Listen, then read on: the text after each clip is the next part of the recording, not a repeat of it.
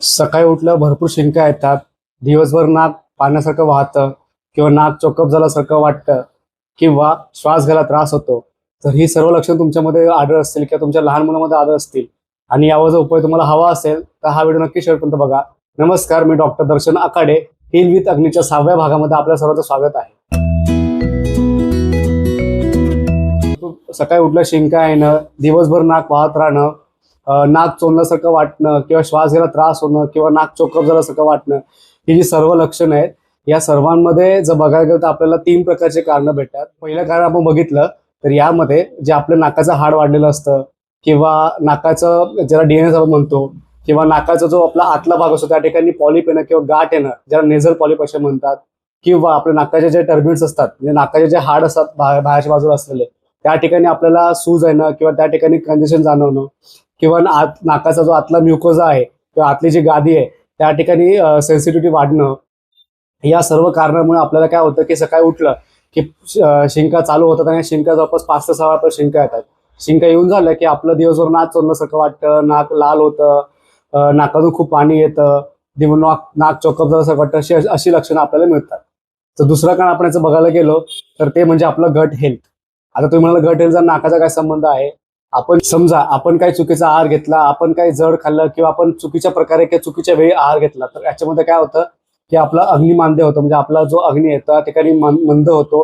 त्यामुळे आपल्या शरीरामध्ये आम किंवा टॉक्झिन आमविष तयार होतं आणि हे आमविष काय करतं आपल्याला कॉन्स्टिपेशन किंवा मल अवरोध किंवा संडासचा त्रास होणं वगैरे अशी लक्षणं निर्माण करतं.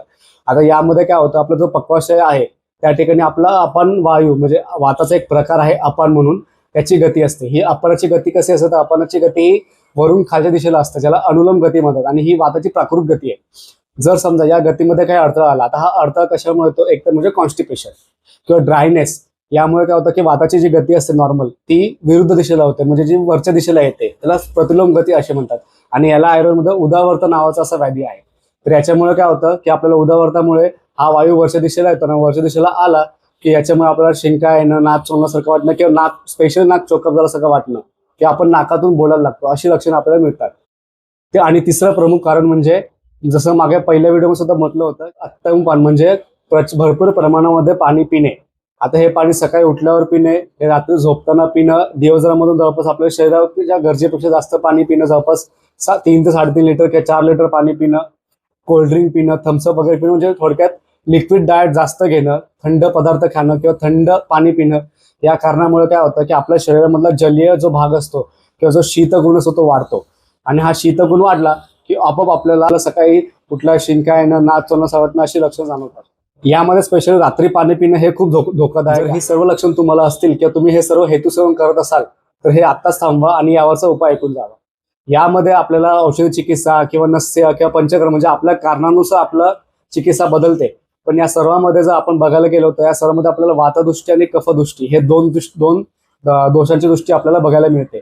त्यामुळे आपण याच्यामध्ये अग्निकर्म किंवा विद्धकर्म हे नक्कीच करू. अग्निकर्माचे ते प्रमुख चिकित्सा नसून ही आपल्याला एक सहाय्यक चिकित्सा, आपल्या याच्यामध्ये बाकीचे जे औषधी चिकित्सा आहे किंवा पंचकर्म किंवा निदान परिवर्तन जो आपला मेन पार्ट आहे याच्यामधला, तो आपल्याला नक्कीच फॉलो करावा लागेल. तर आपण आता हे अग्नि किंवा विद्धकर्म कुठे करू शकतो, तर विद्धकर्म आणि अग्निकर्म आपण हे नाकाचं आपलं जे हाड आहे त्याच्या बाहेरच्या बाजूला आपण अग्निकर्म आणि विद्धकर्म करू शकतो. तसंच आपण नाकाचा जो आपला शेंडा किंवा नाकाचा जो टोक आहे वरचा टोक या ठिकाणी आपण अग्निकर्म करू शकतो, किंवा नाकाची जी पाळी असते त्याच्या बाहेरच्या भागामध्ये आपण हे अग्निकर्म किंवा विद्धकर्म करू शकतो.